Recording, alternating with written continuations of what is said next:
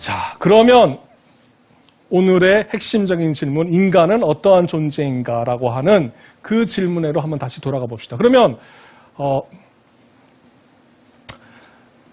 데카르트의 입장에 따르면 우리는 우리의 정신입니까? 아니면 우리는 우리의 몸입니까? 라는 질문을 던지게 되면 데카르트의 답은 통상적으로 우리가 인간이라고 생각하는 존재는 정신과 몸의 결합이라고 얘기를 합니다. 그래서 정신과 몸의 결합이 통상적으로 우리가 생각하고 있는 인간이고, 그러니까 지금 여기 있는 제가 사실은 몇 가지 존재가 있습니까? 두 가지 존재가 있습니다. 하나는 뭡니까? 제 정신. 그 다음에 또 하나는 제 신체입니다.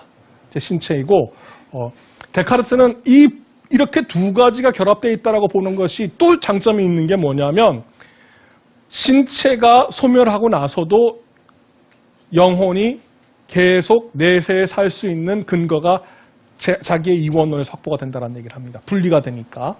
우리에게 이러한 신체가, 그러니까 정신적인 활동, 의식적인 활동만 하더라도 우리는 존재할 수 있는데, 왜 우리에게 신체가 부여가 됐고 왜 인간은 영혼과 실체가 결합이 되어 있는가라고 하는 그 질문에 대한 답도 제시를 하는데, 참고로 데카르트에 따르면 영혼과 혹은 정신과 신체가 결합이 된 존재는 이 세계에서 한 가지 종류의 존재밖에 없습니다. 그 존재가 누구입니까? 인간입니다. 그러면 동물은 어떨까요? 데카르트에 따르면 신체만 있습니다. 그래서 데카르트에 따르면 이것도 논란거리가 된 입장이죠. 데카르트에 따르면 모든 동물은 굉장히 복잡한 기계입니다. 애완동물 갖고 계신 분 계시죠? 나의 강아지는 확실히 정신이 있습니다. 이렇게 생각하고 계신 분들 계시죠? 그런 분들 많이 계세요. 그러니까 데카르트에 따르면 자연 세계는 물질 세계입니다. 자연 세계는 아주 복잡한 기계도 있고 복잡하지 않은 기계도 있고 기계가 아닌 아주 단순한 그런 물질 세계들로 이루어져 있고, 인간만이 정신이 있는 존재가 몸이 결합이 된 그러한 존재라는 생각을 갖고 있기 때문에, 인간은 자연 속의 존재입니까? 자연 밖의 존재입니까? 조금 애매하지만 보통 일상적인 자연적인 존재와는 아주 다릅니다. 이 점에서도 다음의 철학자인 휴움과 생각이 많이 갈립니다. 휴움은 인간이 그렇게 특별한 지위를 갖고 있다고 생각을 하지 않습니다. 조금 전에 제기했던 질문으로 돌아가 보죠. 그러면 신체가 꼭 있을 필요가 없는데 왜 우리가 신체가 있습니까? 당신 말에 따르면 신체가 소멸이 되어도 나의 정신은 살아남아서 다음의 세상으로 갈 수 있다고 하는데 왜 굳이 신체가 부여가 됐습니까? 라는 질문에 대해서 데카르트가 신체는 우리의 이성이 불완전하기 때문에 우리에게 좋은 것이 무엇인지를 잘 모르고 그걸 따질 때 너무나 오랜 시간을 걸리거나 하는 계산을 많이 해야 되거나 하는 그러한 특색이 있기 때문에 좋은 것과 나쁜 것을 잘 구별하기 위해서 우리한테 신체가 주어졌다는 거예요. 신체의 반응이 여러 가지 욕구와 여러 가지 감정과 여러 가지 우리의 신체적인 그러한 반응들이 이런 거를 구별해 주기 때문에 신체가 주어졌다라고 그런 답을 제시를 해주는데, 그렇다고 해서 늘 우리의 신체가 우리에게 제대로 된 정보를 주는 것은 아니고, 때로는 욕구, 욕망, 정념 등이 우리를 갖다가 잘못 이끌기도 한다라고 하는 그 주장을 합니다. 자, 그러면 어떻게 하면 잘 이 신체의 기능을 갖다가 유지를 해서 어떻게 하면 좋은 것을 잘 추구하며 살 수 있을까요?라고 하는 그런 질문을 제기를 할 수 있겠죠. 그 질문을 데카르트 당대에 엘리자베스 공주가 데카르트에게 서신을 글을 보내서 답을 요청을 구합니다. 이 공주님이 굉장히 영특하셨어요. 그래서 데카르트의 철학 체계를 보고 약간 좀 조금 이상하다. 제가 잘 이해가 안 돼서 그런지 잘 모르겠는데 여러 가지 문제점, 이런 문제점들이 있지 않습니까? 라고 하는 식으로 굉장히 날카롭게 지적을 하는 그 서신이 있습니다. 그 엘리자베트 공주가 그 제기한 그 비판을 조금 이따가 한번 보실 텐데요. 어쨌든 이제 엘리자베트가 물어본 것 중에 하나 뭐냐면, 그러면 어떻게 하면 우리가 이렇게 잘, 이 몸과 이 정신의 관계를 유지해서 어떻게 하면 행복하게 잘 살까요? 라고 하는 그 질문에 대해서 데카르트의 답을 한번 보시죠. 이거, 그런 대로 괜찮습니다. 제가 속단을 하면 안 되겠죠. 재미는 있습니다. 자, 다음에 세 가지 조건을 존중한다면 외부의 도움 없이 각자 스스로 만족스러움에 도달할 수 있지 않을까 생각됩니다. 첫째, 우리는 삶의 다양한 조건 속에서 각자가 해야 하는 것과 하지 말아야 하는 것을 발견하기 위해 최대 한도로 마음을 쓰고 노력하는 일입니다. 그러니까 이성적인 노력을 해야 될 일과 하지 말아야 될 일을 발견하는 것에 계속 애를 쓰라는 겁니다. 둘째는 정념이나 욕구로 인해 길을 잃지 않고 이성이 권하는 바를 실행하겠다는 굳건하고 영원한 의지를 유지하는 일입니다. 아시겠죠? 그죠? 정념이나 욕망이 길을 잃게 하는데 그걸 하지 말고 이성을 따르겠다라고 하는 그 의지를 유지하는 것이고, 제 생각에 덕이라고 하는 것은 바로 이러한 결심을 굳건히 견지하는 것에 있다고 생각합니다. 그러니까 덕스러운 사람은 이런 능력이 출중한 사람이란 얘기죠.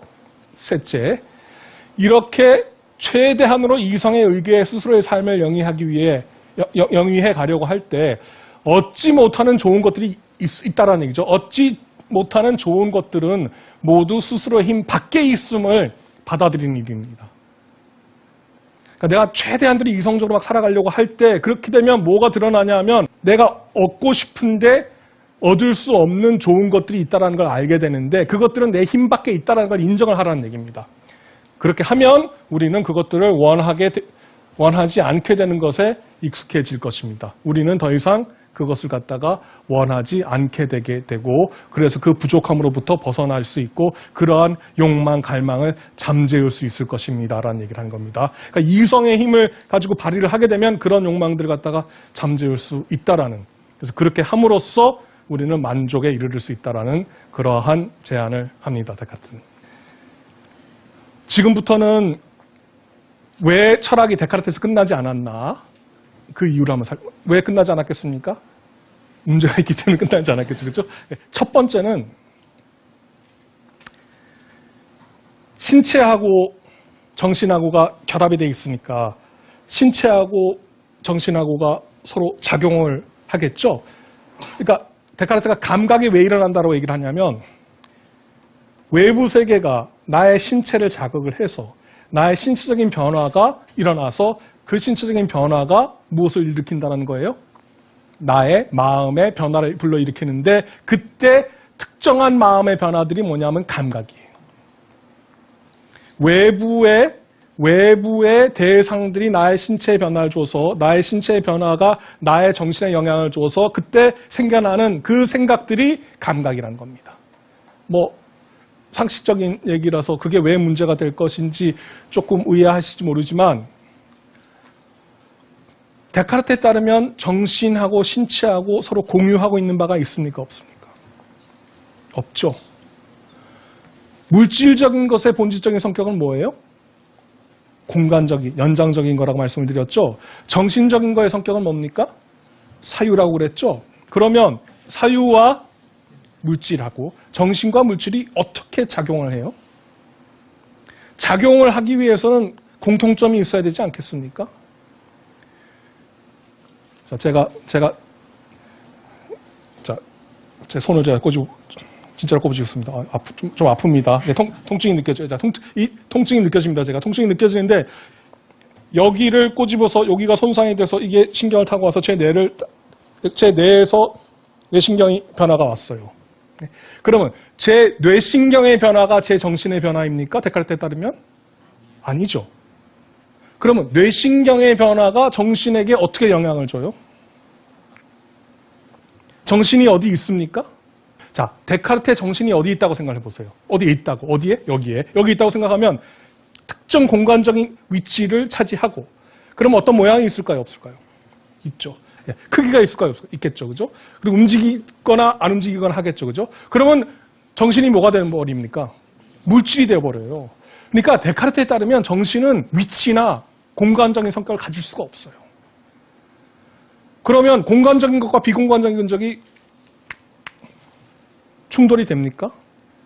충돌이 안 됩니다. 이 지적을 엘리자베스가 먼저 편지에 씁니다. 저는 이게 잘 어떻게 충돌을 하는지 잘 이해가 안 된다라고. 그래서 데카르트의 유명한 데카르트가 고민이 되겠죠. 그래서 데카르트가 한 대답 중에 이런 문제를 제기하는 사람들이 여러 사람들이 있으니까 데카르트 했던 답 중에 한 가지는 송과선이라고 하는 뇌의 그 부분이 있다고 하는데 데카르트가 해부도 많이 했습니다. 이런 문제를 해결하기 위해서 해부도 많이 하고 있는데 송과선이라고 하는 요 기관의 역할을 잘 몰라서 데카르트가 어떤 대답을 하기도 했냐면 정신과 뇌가 어디서 만난다? 송과선에서. 근데 그게 대답이 돼요?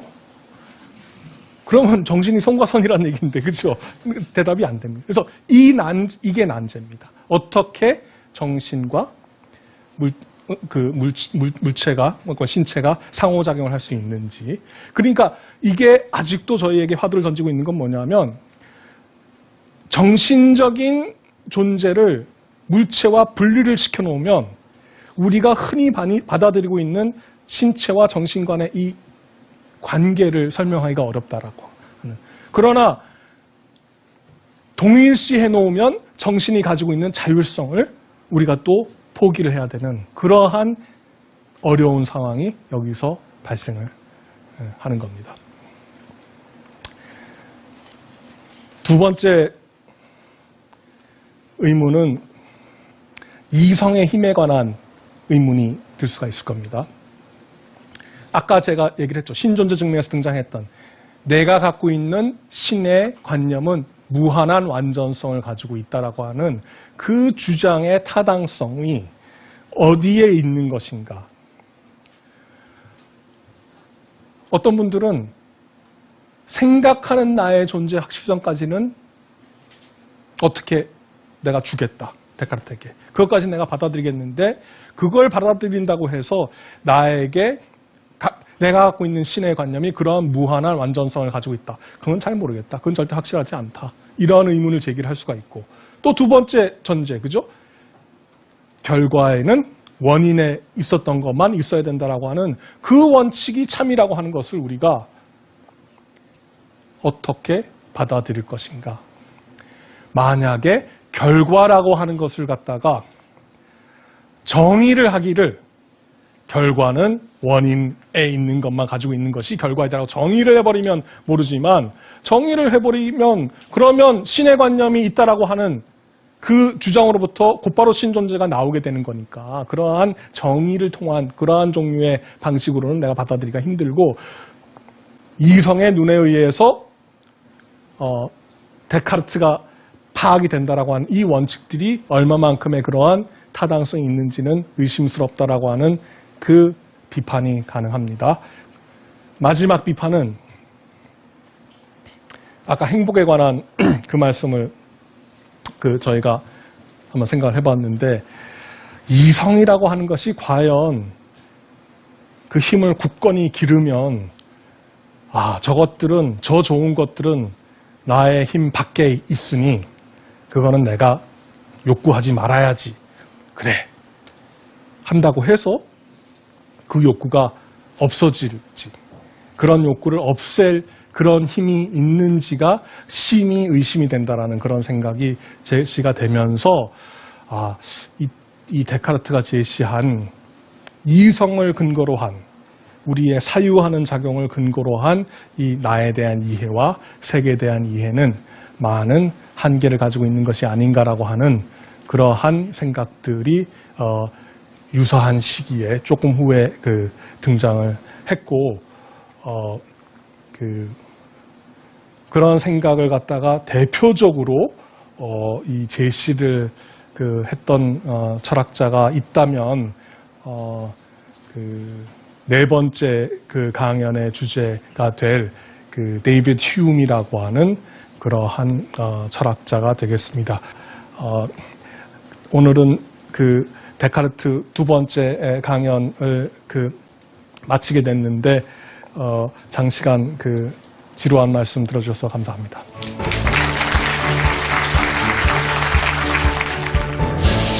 이른바 경험주의, 우리의 삶의 기본적인 그 출처는 경험이다. 경험은 어떻습니까? 경험이라고 하는 것은 세상과 만나는 그 과정과 그 접점이죠. 항상성의 원리가 확보가 되면 걱정을 할 필요가 없어요. 욕망이 주인이고 이성은 뭐 한다라는 거예요? 쫓아갑니다. 이성은 단지 어떤 의미에서 정념이나 감정이나 욕구를 갖다가 그 만족시키기 위해서 그것의 그 노예의 역할을 한다라고 하는